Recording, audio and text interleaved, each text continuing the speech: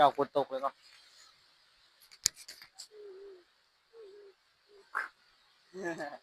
แม่พี่น้องเนาะเงินจะเฮ็ดเวียกเฮ็ดอ้ามปลาดิเงินตกปลาเนาะพี่น้องเนาะตามกันมา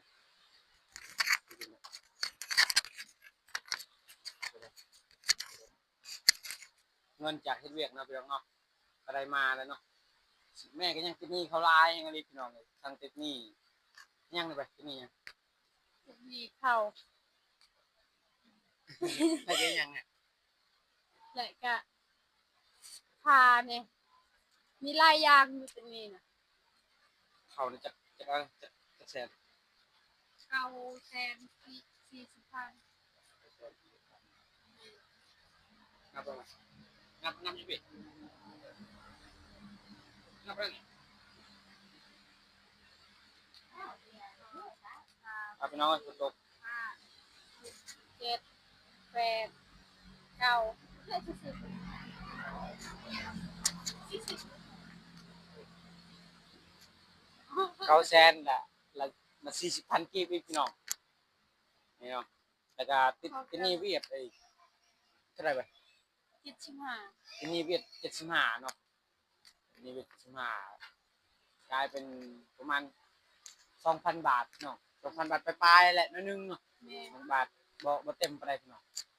ก็ถือว่าหลายอยู่พี่น้องแม่ก็อย่าไปติดหนี้เขาหลายพี่น้องเอ้ยมีคันไส้เด้อพี่น้องเอากินก็สิบ่มีติดหนี้เขายามฝนตกนี่ยากเลยหาเงินเนาะพี่น้องมีชีวิตชีวิตเตะสเก็ตอันนี้ก็แม่กับน้องใบสิไปคืนเนาะพี่น้องเนาะน้ำใจก็ยังเฮ็ดห้องยังบ่แล้วพี่น้องแต่ก็ให้เขาไปคืนเนาะพี่น้องเพิ่นนะอันนี้แหละก็เงินว่าซื้อข้าวก็สิรวบรวมอีกครั้งพี่น้องอันนี้เป็นที่นี่เขาก่อนพี่น้องเนาะไม่ได้อัดอีกพี่น้องไปยังบ่กล้าเด้อมาเก็บเฮาไว้เรียนเฮาไว้น้องน้ำมาไปดินี่พี่น้องเนาะเงินชนีก็คือว่าแล้วเนาะพี่น้องเนาะก็ยังแต่เวียดเนาะ4เท่าไหร่ไปไม่ใช่ไป75เนาะพี่น้อง75,000กับกลายเป็นเงินลาวก็บ่ฮู้คือกันจักบาทเนาะก็คือว่านี่ก็หมดแล้วเนาะแนวนึงอยู่ตัวนี้เนี่ยเลยหมดแล้วเนาะพี่น้องเนาะเนี่ยเลยคือหมดแล้วพี่น้องเนาะคนที่เขาที่นี่พี่น้องเอาเขากินก่อนพี่น้องเนาะหลายเงินน่ะแม่คงคัดวางในลูกคนนี้แหละจึงเอาเงินเอาเขาไปก่อนพี่น้องกายาเนาะเขาก็ยังส่งเขาให้กินเขากินคือเขาพี่น้องเขามีเงินก็ต้องใส่ให้แม่ก่อนต่อไปหาซื้อข้าวพี่น้องก็ยังเหลือเงินได้ก็ประมาณ 3,000 บาทนี่แหละพี่น้อง 3,000 ปลายๆพี่น้องเนาะก็คือว่าร้านเก่าพี่น้องซาลาวคือร้านเก่าพี่น้องร้านเก่าประมาณ 3,000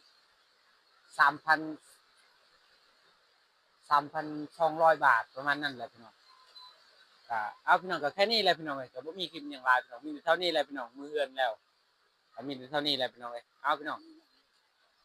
ปิดเลยนี่พี่น้องอันนี้เป็นไฮเวียดเนาะบ่แม่นไฮเวียดพี่น้องติดหนี้เนาะ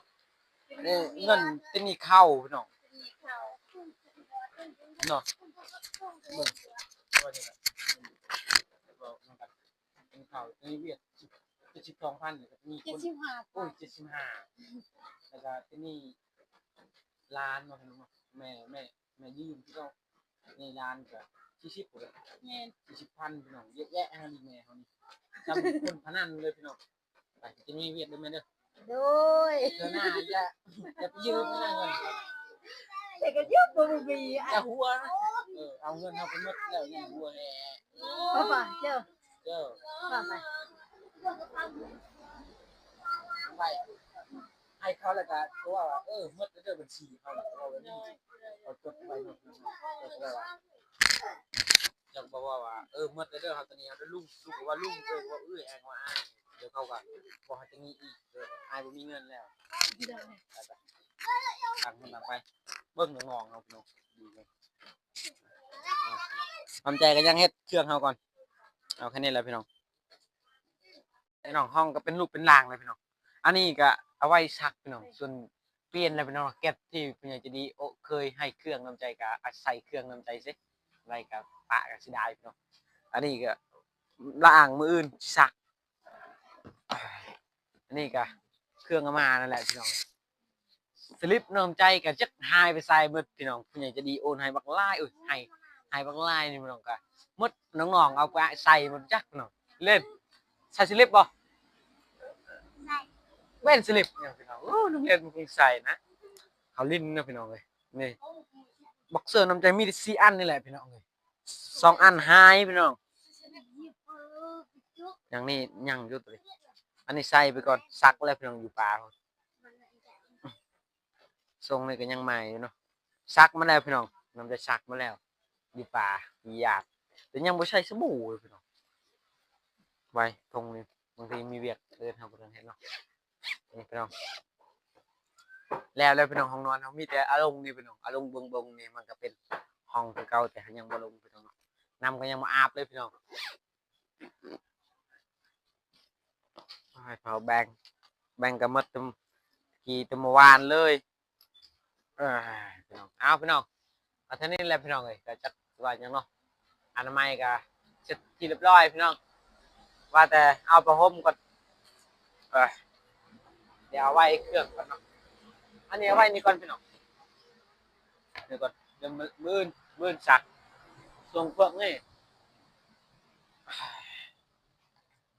น้ำใจก็เอาไว้ตามน้ำใจนี่แหละตับสเต็ปน้ำใจอะไรพี่น้องใช่บอลเอาไว้พี่น้องเลยอันนี้ก็เป็นมือหักน้ำใจตอนนั้นพี่น้องเนาะเรือไว้พี่น้องบนทิม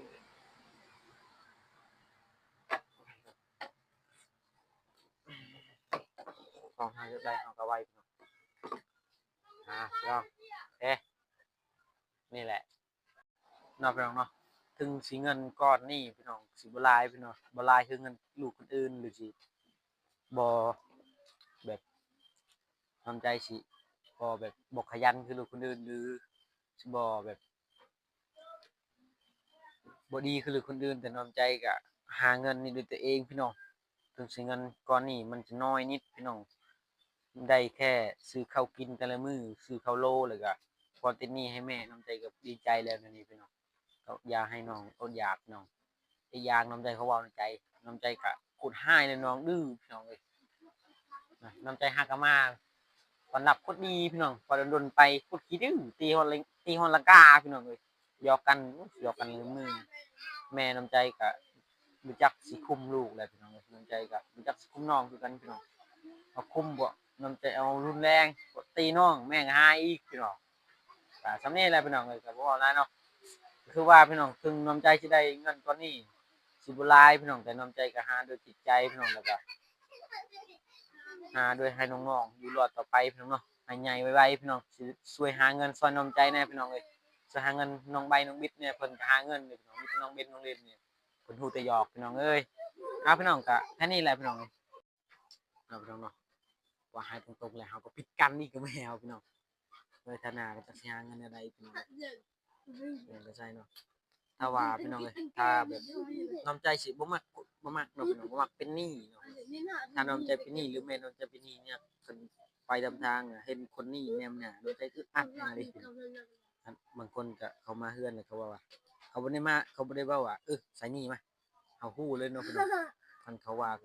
เขามาเลยก็เขามาใกล้ๆเฮาก็ฮู้พี่น้องว่าเขาบ่ได้มาว่าเอาหนี้เนาะเพราะว่าเม่นแม่เฮาก็ฮู้เลยพี่น้องว่าแนวใดเนาะพี่น้องเนาะเอาพี่น้องก็เท่านี้แหละพี่น้องน้ำใจเขาเตือนแม่เนาะเตือนแม่ว่าอย่าไปยืมเขาเนาะอย่าไปยืมอย่าอันนั้นหลายเนาะทำคุณ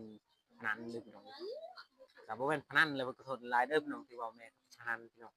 แต่ทำอันนั้นหยอกๆนิดนึงพี่น้องเอาพี่น้องนี่ก็จบสิ้นด้วยดีพี่น้องยังซื้อข้าวพี่น้องต่อไปน้ำใจเช็ดยังแต่ฝากให้พี่น้องติดตามคลิปต่อไปด้วยพี่น้องเราคลิปนี้น้ำใจขอลาไปก่อนพี่น้องกราบสบายดีพี่น้องพบกันลุงเด้อเอาพี่น้องละคลิปน้ำใจกับขอลาไปก่อนพี่น้องก็คือว่ามีเนาะมีกับบลายพี่น้องพอมี ได้มีเนาะพี่น้องเนาะมีแบบเฮ็ดหนี้เขาได้พี่น้องเวียดแล้วก็พวกแม่เขายืมเนาะแล้วก็ยืมก็บ่ได้หยังพี่น้องเนาะก็เป็นพวกยืมซื้อมักพริกมักแพตพี่น้องแป้งนัวนี่แหละพี่น้องน้ำใจก็บ่รู้สึกผิดปานใดบ่ให้แม่ปานใดเนาะเพราะแม่ก็ยืมให้ซื้อปิ้งนัวซื้อมักแพตนะให้เฮากินพี่น้องให้น้องสนใจแหละพี่น้องๆเพิ่นกินแม่ก็บ่ได้เอาไปซื้อหยังเนาะแต่แม่ก็ใช้เงินเรื่อยเปื่อยหน่อยหนึงพี่น้องเฮ็ดให้หยังกินก็ซื้อหมดพี่น้อง น้องใบกับแม่กับพิษกับลายเนาะผิดเที่ยงแล้วก็ดีกันเนาะเป็นเนาะถือว่าลายไปเนาะกับแม่ลูกนั่นแหละพี่น้องน้ำใจก็ให้อยู่พี่น้องมาใหม่ๆไผกับยานอยู่พี่น้องโดนๆไปเขาบ่ย้ำซ้ำน้ำใจพี่น้องเลยยานำเนาะอะไรกับน้องเฮาแม่เฮาพี่น้องหาเงินต่อไปซื้อข้าวเนาะก็ยังเหลืออยู่พี่น้องเงินกับประมาณยังเหลือประมาณ 1,000 บาทเนาะก็พอจะได้ซื้อเป่านึงพี่น้องเป่านึงกับประมาณทิศนึงนี่ก็หมดเดือนเฮากินพี่น้อง นิดนึงนี่ก็ตั้งใจเฮ็ดคลิปพี่น้องกันได้รายได้จากพี่น้องต้องขอบใจหลายพี่น้องนี่ก็ยังบ่ได้เนาะเอาตั้งใจเฮ็ดเวียกก่อนพี่น้องครับพี่น้องสำหรับคลิปน้ำใจก็ขอลาไปก่อนพี่น้องถ้าใครชอบก็ฝากกดไลค์กดแชร์กดติดตามทางช่อง Police Channel ถ้าน้ำใจเว้าบ่ดีหรือเว้าบ่งามเฮ็ดหยังบ่ดีก็ต้องขอโทษขออภัยแทนแล้วก็ขอโทษขออภัยพี่น้องนำเด้อพี่น้องแล้วก็ขอโทษนำน้องๆน้องบิ๊กน้องเบนน้องเลนเนาะถ้าเฮ็ดบ่ถูกต้องหรือเฮ็ดดื้อนี่ใดก็น้ำใจก็ต้องขอโทษหลายๆเด้อพี่น้อง แม่เฮาก็ยิ้มเนาะพี่น้องเนาะน้ำใจก็หามว่ะโกรธอยู่พี่น้องโกรธก็คือว่านะคนในครอบครัวพี่น้องทุกคนในเขาก็ยิ้มคือเก่าพี่น้องเนาะน้ำใจก็ขอโทษหลายๆเด้อพี่น้องเนาะว่าเพิ่นเห็นลูกเพิ่นได้เงินแล้วพี่น้องได้ปลดหนี้เนาะพี่น้องเนาะอย่างน้ำใจก็โกรธแม่อยู่ดิพี่น้องแต่ก็บ่กล้าให้ตรงๆพี่น้อง